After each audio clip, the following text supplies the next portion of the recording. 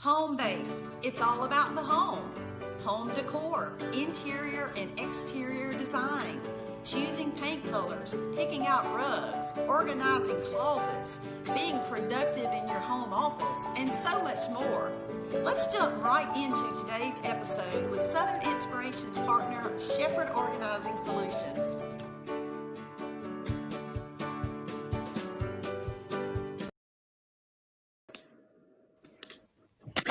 Well, hey there, everyone.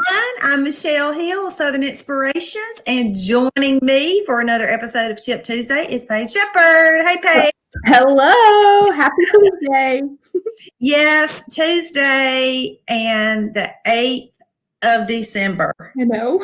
And I know our title is Pre-Christmas Declutter. And I literally cannot believe we're saying that. Like, here we are.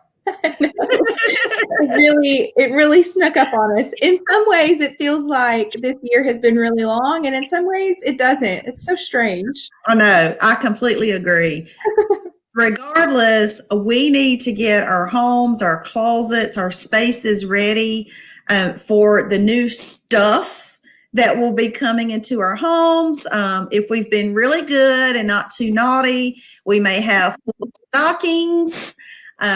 We may have just boxes of gifts, and so we can't continue to like bring things into our homes if we never remove things. Right. Well, you can.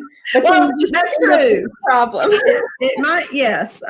We will really need your services then because we will have extra large clutters. So, I'm anxious to dive into today's topic. I think it's just a great one, and that our viewers are going to get lots of good tips. Thank you to those of you who have already joined. Yeah. Drop us a hello, a wave, or something to let us know that you're watching. We appreciate you.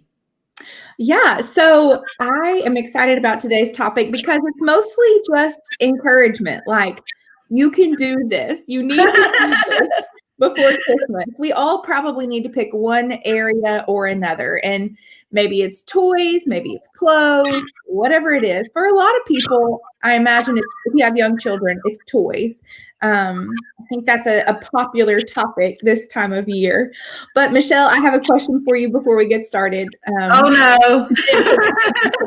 I was just wondering if there's anything that you get like nearly every year that maybe you don't want to answer this publicly, like that you don't need, like whenever I worked at the church, like I always cherished all the gifts I got, but I got a million candles, which is good because I love candles, but I also always got a bunch of cups, like insulated cups, or, and I loved that. They're very thoughtful gifts because I always am drinking water or coffee.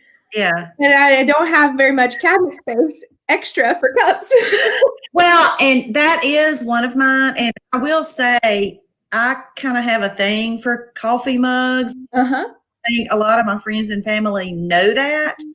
And so I do have quite a few. And then the other thing that I don't know why that I seem to get a lot of are the Christmas fuzzy socks. Yes. I know we've talked about sock storage before, but I just seem to have like more than enough.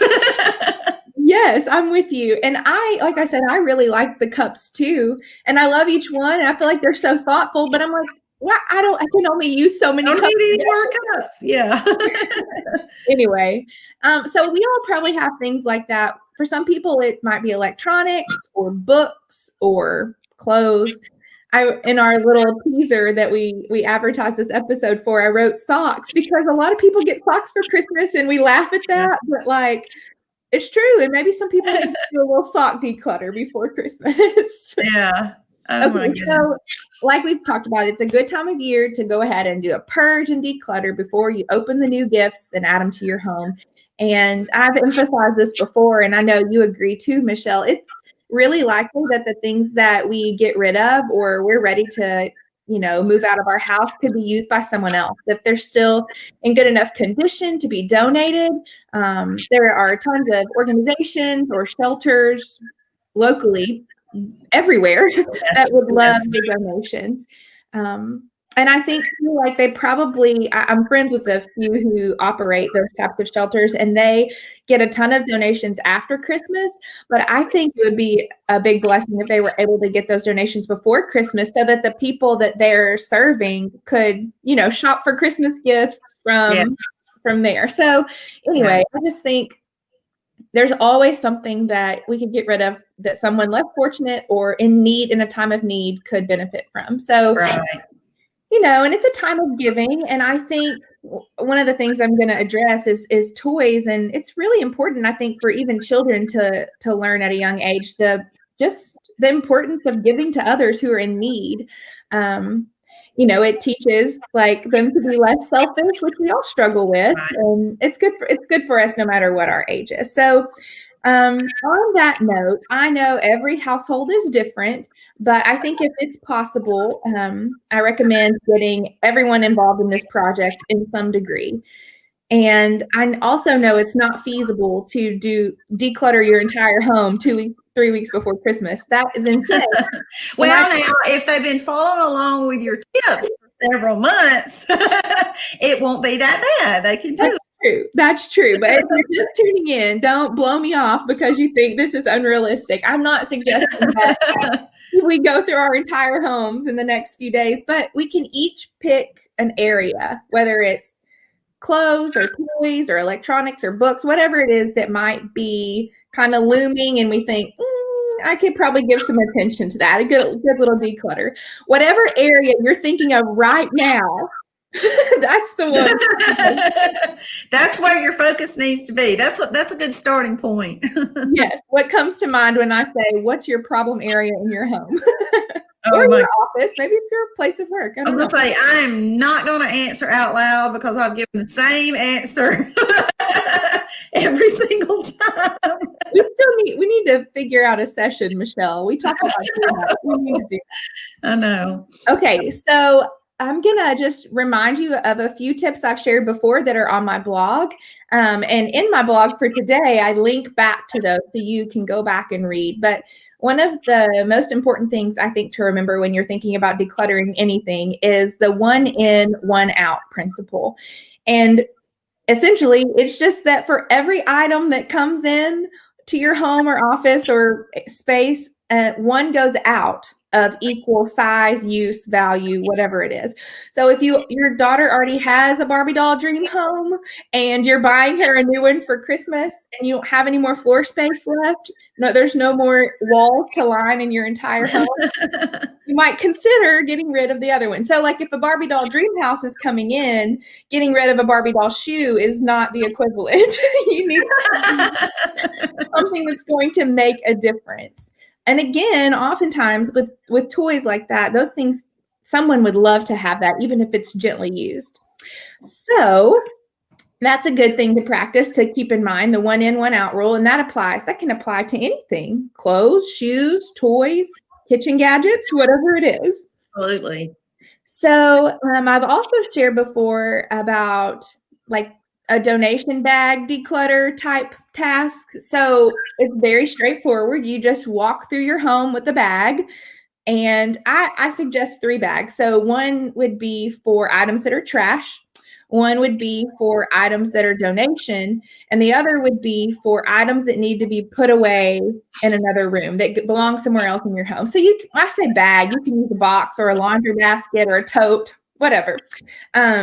But the reason I say to take those bags with you, those totes with you, is it cuts down time. If I'm decluttering my office, but there are 4 things that need to go to my kitchen, and I come across them all 4 different times, and I'm going back and forth to my kitchen or to the trash can or to the donation in the garage. Like, if you take it with you, it saves time and keeps you from getting distracted. I like that. I think we've talked before about how if you go to put something away in a closet in the guest bedroom, and then you look at the guest bedroom closet and you're like, I need to fix this. And you completely get derailed from your first task. So that's a good one. And it, like I said, it keeps you from leaving your space more frequently. So it helps you make the most of your time. And then I think the key to a pre-Christmas declutter, just like the key to everything, is to be really honest with yourself. And sometimes it's not fun to ask ourselves these questions because it's like we're stepping on our own toes. Like, do I really need 18 Santa Claus serving trays? Probably not. Oh, goodness. Or like, do you need to keep every single bib that your 28-year-old son spit up on when he was a baby? You probably don't need to keep those things. And don't mishear me. Like, I think that there's importance in keeping sentimental things. But I think we all just so easily attach to material things that may have been important at one point, but they're not so important now.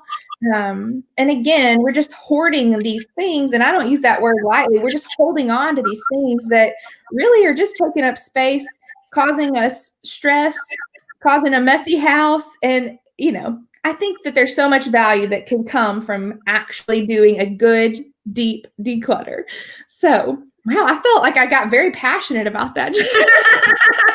Well, and as you were talking about that, I remembered when I pulled my Christmas decorations down from the attic this year, I lost count of the number of Santa hats and stockings that I've collected. And we always do a photo booth, or at least have props. Sometimes I pull out the actual booth that my husband built with the PVC pipe. Yeah. Sometimes I just have the props and we'll do it in front of the tree. And so I think my reasoning or my justification to myself has always been, I need these Santa hats.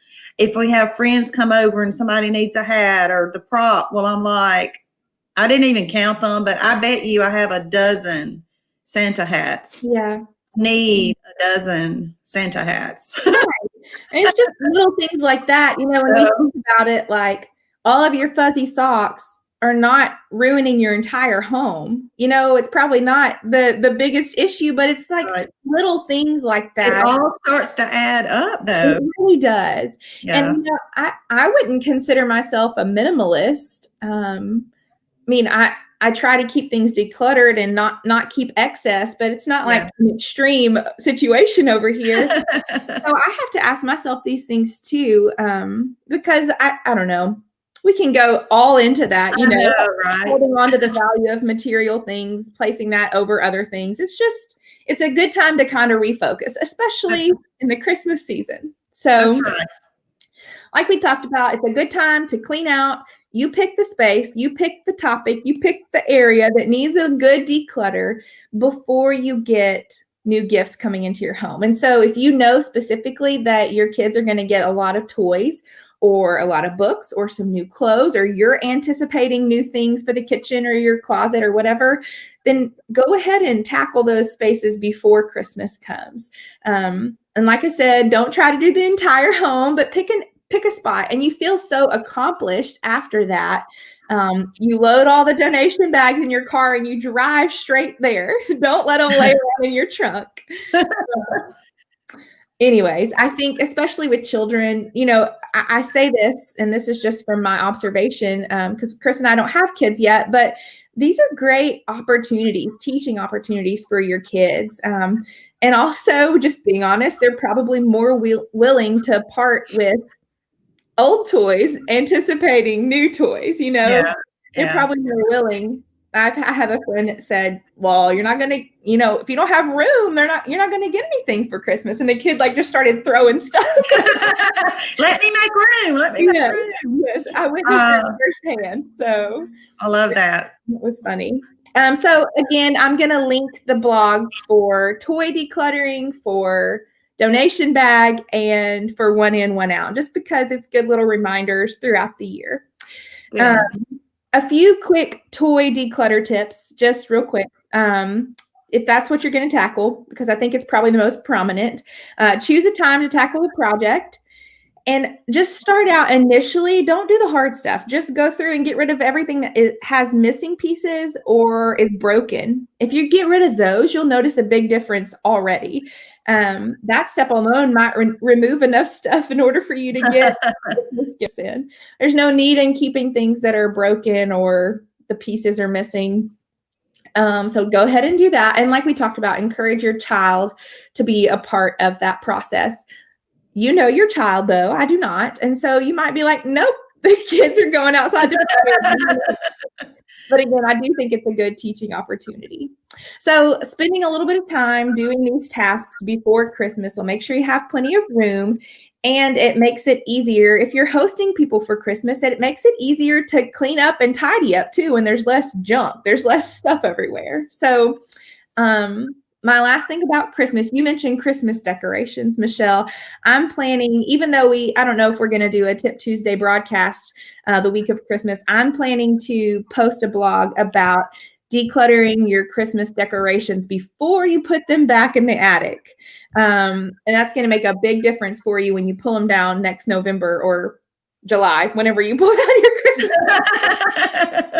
So I'll go through, just some little checklist, mental things for you to think through after Christmas. So yeah, that's all I've got for today. Do you have anything else to add? Wow. This was just so good. I just, you know how my mind is I'm always thinking of, okay, what am I going to go work on as soon as we get finished with this broadcast? Because I always think of something new, something so good from you, some new tip or something I haven't thought about. And speaking of Christmas and looking toward closing out the year, going into a new year, we are certainly winding up for 2020 our Tip Tuesday episodes. It's been so much fun. Yeah. And so for those of you watching, we always ask, let us know what you're interested in. Let us know what you want to know. And so with that in mind, we want to engage you even more for a little bit of fun Q&A for the next episode. So Paige, tell them what we're talking about. Yeah, so I just thought it would be fun if we made next week extra special. So in between right now and next week's Tip Tuesday episode that is at 11 o'clock Central Time, if you give Michelle and I a topic, a question, something you've always wanted to know about with organizing or decluttering or productivity, anything that centers around our Tip Tuesday, just kind of our mantra here. If you have a question or something you want us to talk about, just leave us a comment. You can send us a text if you have our number. You can comment on any of our posts. You can send us a DM on Instagram, whatever it is. And everyone who comments with a topic or some kind of question for us to discuss in next week's episode, you'll be entered to win $100 gift card to the Container Store. I know. I think that's super fun. And so, we hope that you would share this. We'll post stuff in the next day or so. We hope you would share that so that other people could enter too. And plus, the more topics, the more questions that are asked, the more things we'll have to discuss. So I hope someone needs to ask us at least one question. Okay. That's right. Yeah, I think that's it. Yes. And like Paige said, we will post, you will see both of us posting probably as soon as this afternoon, tomorrow, the details that we just shared about the giveaway, because we do want you to share that. First of all, we want you to send us a question, but then we want you to share that out so we can get more questions. And let's just keep Paige busy on that episode. Let's just flood her with all kind of decluttering questions. Yes, I'm ready. And my goodness, $100 gift card to the Container Store. Just, oh my goodness, it makes me all giddy. No, it's exciting. And Michelle pointed out earlier, even if you live in an area where there's not a Container Store, you can order online. That is right. So don't let that hold you back. Well, everyone, you see Paige's website ticking there at the bottom of the screen. I do that for every episode because I just want it to be a constant reminder that she is available online. She has referenced her blog several times. Those are packed full of just good information, y'all. That's kind of like an expansion of what we talk about here, of all sorts of topics. So be check that out. And then always remember too that you can schedule an in-person or a virtual consultation through reaching out to her on her website. So there's that. I think that is it for this Tip Tuesday. It's been fun as always. Thank you again to everyone who joined us. We will see you right back here next week, and send us your questions. Bye. Bye-bye.